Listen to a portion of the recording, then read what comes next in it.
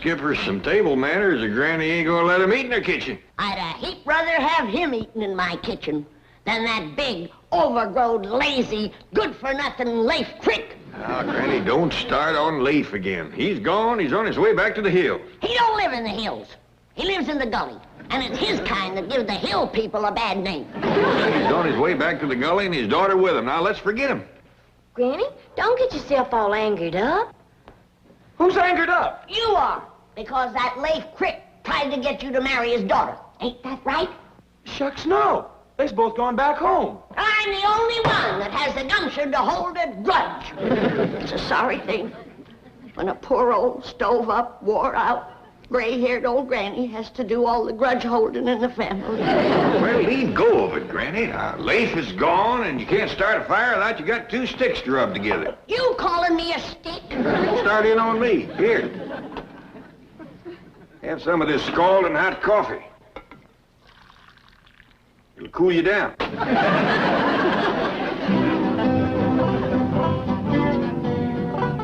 Here we are, Mr. Crick.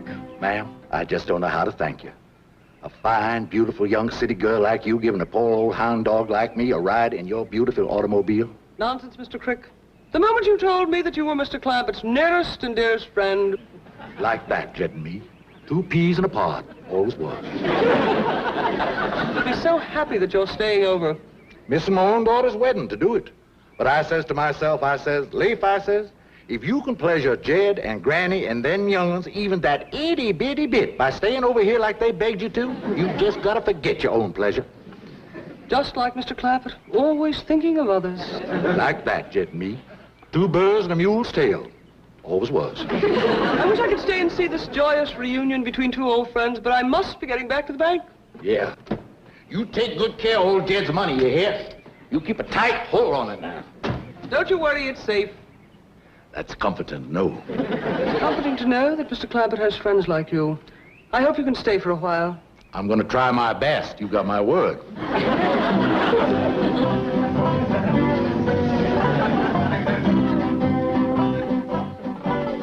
Skipper, and me'll be back to help you with the dishes. Help me with the dishes, and that's what you get when you deal with those gully people. Lafe Crick, yes, himself.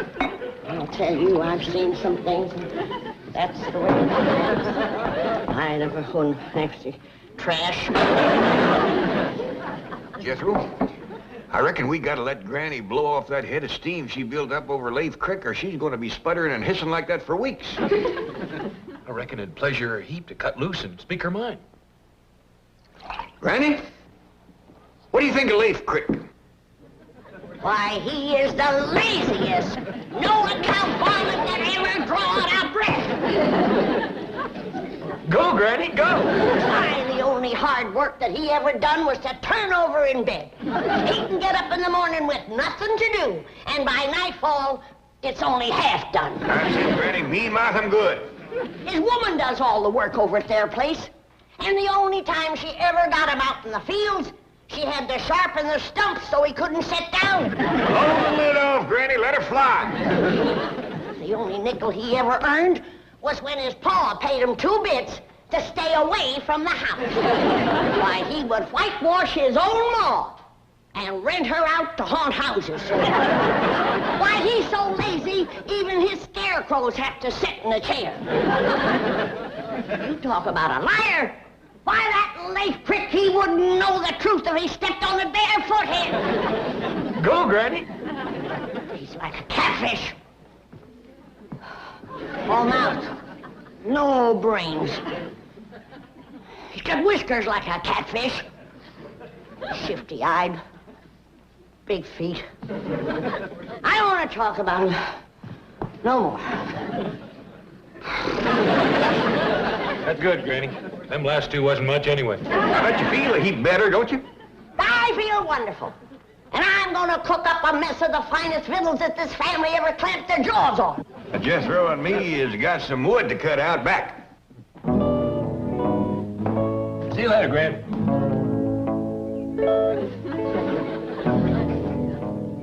What you got there, Skipper? Mr. Crick. You speak to me, boy? That was lady spoke, Mr. Crick. Hi there, Ellie.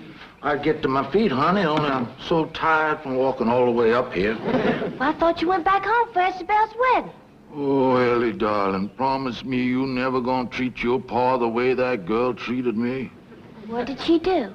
Went away and left me stranded, without no car, no money, no food, all sick and starving. We got plenty of food, and Granny will doctor you back to health. No, honey. I don't want to burden nobody, but I would like to see your pa's face just one more time before I pass on to my reward. Now, maybe if you was to help me, I could get to my feet and make my way to the table. I mean, to wherever your pa is. Well, he's in the kitchen. Good. I am cooking grits and jowls, Billy boy. I am cooking grits and jowls, charming Billy. And my victuals will be safe now that Ree is rid of Lake. He's a good-for-nothing, low-down, lazy varmint. Hello, dear, sweet little old granny. He's back and drunk to boot.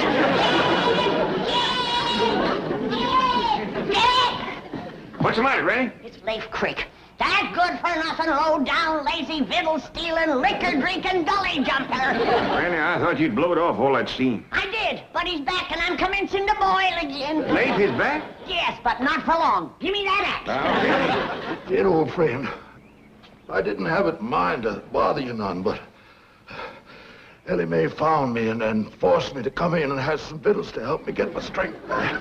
Well, you're always welcome at our table, Lafe. No. I ain't looking for no handout. Lafe Crick ain't one to be asking for charity. No, sirree. Lafe Crick wants to work for what he gets. I didn't know there was two Lafe Cricks. Well, ain't no call for you to work, Lafe, but if it make you feel any better, here's the axe. You can help Jethro yonder cut some wood. I'd be glad to. I'd be proud to do it, but I think first I'll change into my work clothes.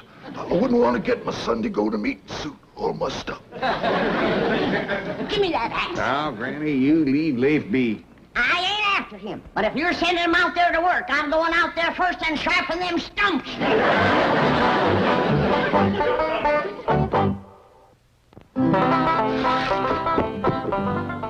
That ain't a bad hour's work, Jethro. I'll say it ain't. Can we stop for victuals now, Uncle Jed? Quick as Lafe gets through eating, Granny's feeding him first.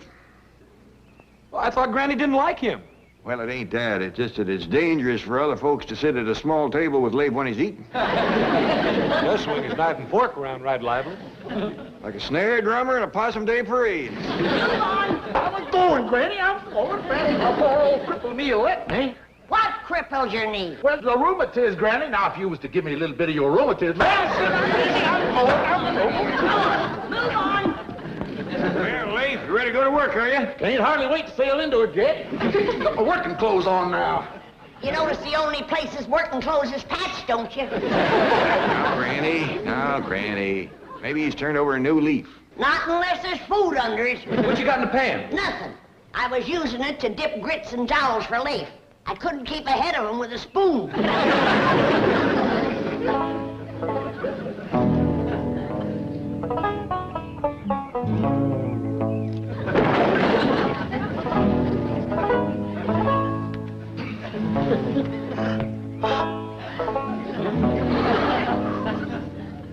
I can't believe it. I can't believe that one man could work like that. This one can. He's another jet clapper.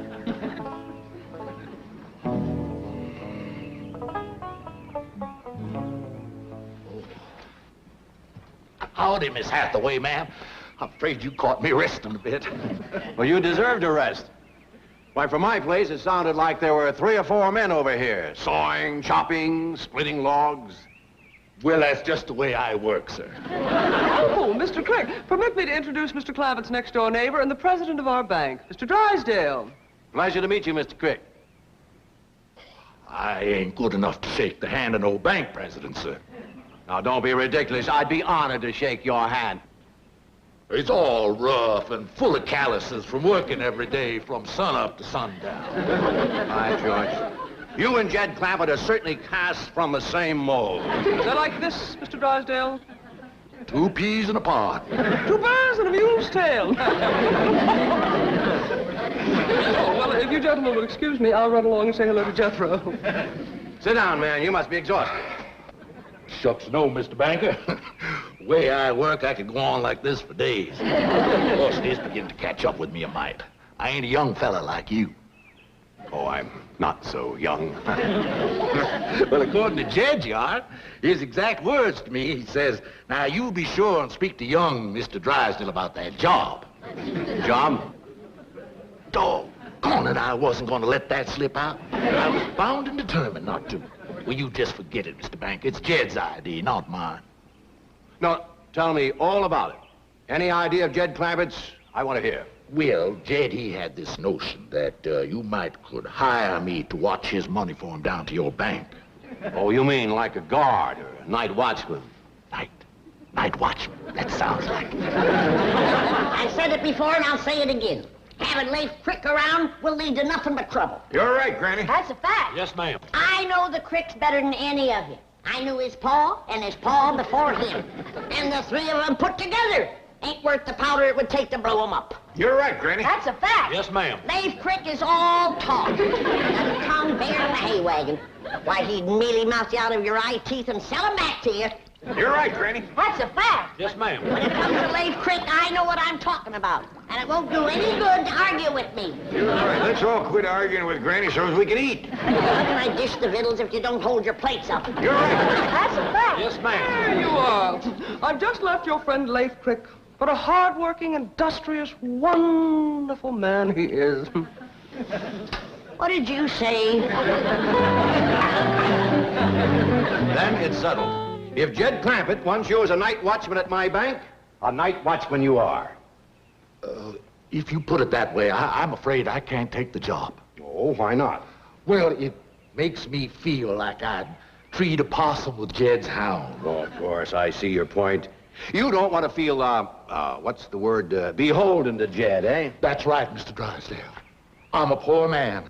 I'm as rough as a cob and plain as dirt, but I got my pride. You are like Mr. Clampett. Like that, Jed and me. 2 berries on a bush, all as was. All right. I'll say it was my idea to hire you. Now, when do you want to start to work? How about tonight? Can you get some rest? Rest? What's that? Mr. Crick, men like you are few and far between. Thank you. Boss. I tell you, Granny, the man is a veritable one-man sawmill. Cutting, chopping, splitting logs. You see, Granny, old Lafe has changed. Well, if he has, I'm gonna jump in that pond with all of my clothes on. In a bank, at night, with a gun and $40 million. Yahoo! Yahoo! See, Granny? I told you so. Yahoo! I dog you, Granny, she was right. Granny.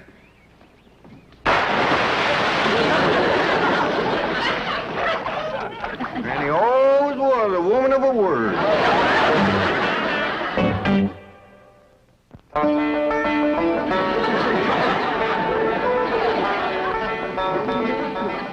I fished your shoes out of the pond, Granny. I'll set them in the oven and let them dry out. Much obliged. Shoot. Bless you.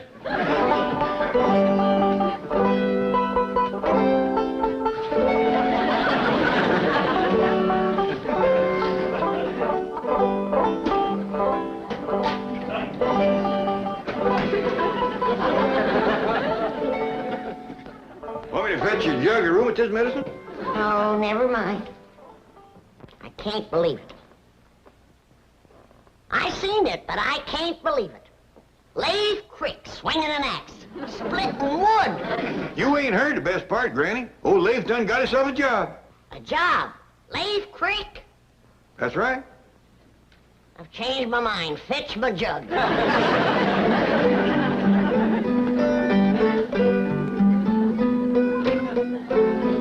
Yes, sir. Old Lafe's going to work down to Mr. Drysdale's bank.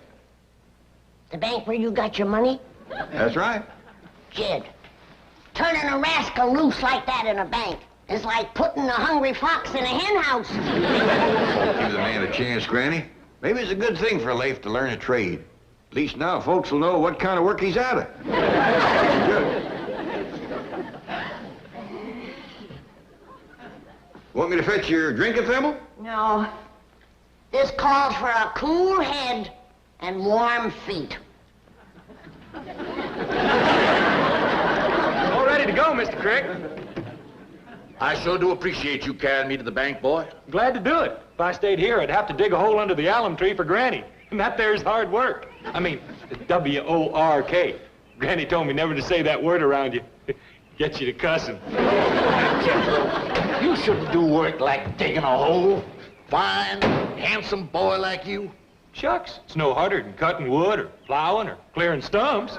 You ought to get yourself married, son. Then you wouldn't have to do woman's work. Yeah.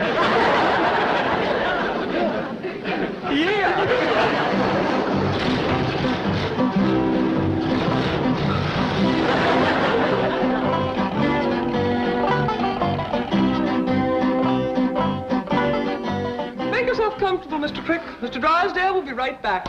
Thank you, ma'am. My, this must be the finest, most beautiful office in all the world. Oh, I'd hardly say that. Well, I reckon it must be you, ma'am. Pretty girl always makes a room pretty. Mr. Crick, you devil. Oh, this is where you keep old Jed's money, is it? Yes, the Commerce Bank is very proud to be the guardian of the fortune belonging to your nearest and dearest friend. Like that, Jed and me. 2 drips of dew, all as was. Well, make yourself at home. I'll just have a few words with Jethro. Oh, fine boy, Jethro. Yes. Looking for a wife. You and him would make a mighty handsome couple.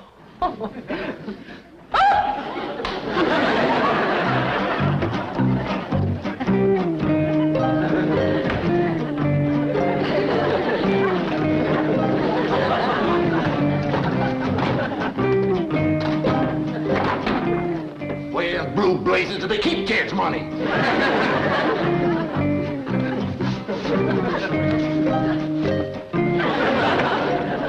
Good to see you, Jethro.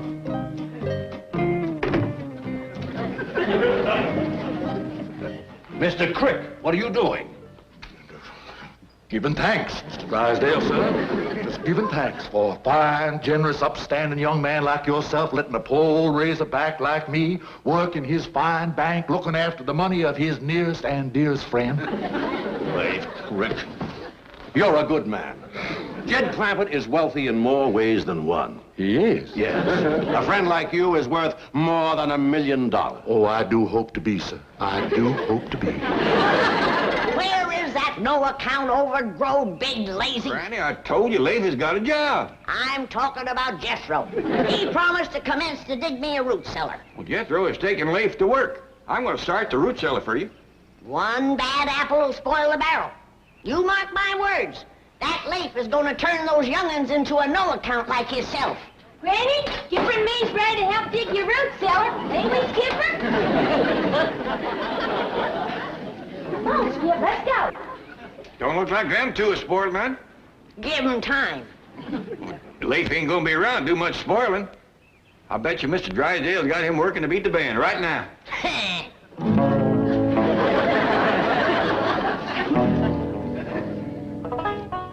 I didn't singe your whiskers, did I? No, not a bit. First time I ever tied into one of these. Is it all for me, or do I give you half? No, I don't smoke them. Mr. Crick, would you like me to send for my barber? Oh, no, I can smoke it by myself. No, I thought you might want a shave and a haircut. My barber would be happy to come over here to my office and give you one. You mean right while I'm a-setting here? All I have to do is call him. That sure is handy. Yes, isn't it? I'll just keep that in mind if I ever should need a shave and a haircut. Yes. Well, right now, I'm anxious to get to work. That's the kind of a man I am. I'm not much of a one for sitting around. Good. What I have in mind for night watching old Jed's money is if you was to put it into some gunny sacks, I'd set on them sacks with my shotgun across my lap. Now, then you wouldn't have to worry at all. You could just go off someplace and sleep like a baby. Mr. Crick, I'm afraid you have a slight misconception about the way we guard our money here at the bank. In the first place, Mr. Clampett's fortune isn't actually here. It ain't. No, most of it ain't. Isn't. And the money we do keep here is locked in a massive steel vault which cannot possibly be opened at night. Well, that kind of worries me, old Jed and me being like that. Well, you can stop worrying. And Mr. Clampett knows his money is perfectly safe, and he knows he can get all he wants anytime he wants it. And is all that, huh? He doesn't even have to leave his house. Well, my, that is handy. Oh, my, look at all that daylight out there. Why, I've got time to chop old Jed another cord of wood or two before sundown. You, sir, are the hardest working man I have ever seen. Habit of a lifetime, sir. Jethro, you out there? Oh, I'm sorry, Mr. Crick. Jethro thought you were staying here. He's gone home. Oh, well, it's only 5 or 6 miles to old Jed's place. I guess I'll just run it. Good for my rheumatiz. Oh, Mr. Crick, wait just a minute. Chief, may I drive him home? Of course. Fantastic man. A human dynamo. Yes, it was quite amusing. When the Clampetts first arrived, Granny insisted the entire fortune be changed into silver so it could be buried in the backyard. What did you say? Buried in the backyard? I sure do thank you. You've been a great help to me. I'll be seeing you.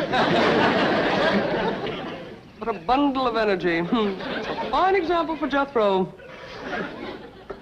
There you are, Jethro. Now get out there and commence digging your granny's root cellar. But Uncle Jed, Mr. Crick says I ain't supposed to do women's work.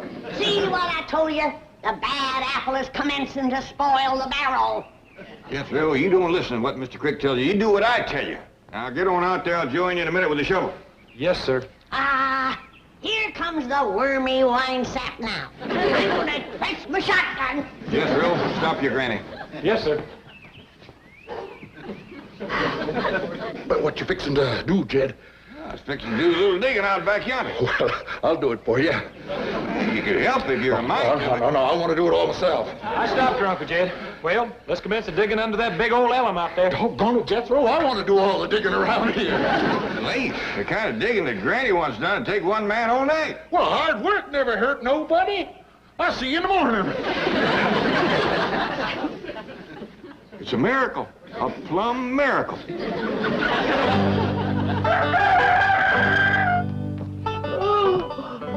I said it last night and I'll say it again this morning.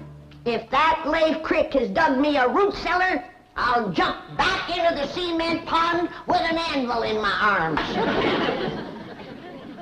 I wouldn't say too much, Granny. Lafe's been right full of surprises lately. He's nothing but...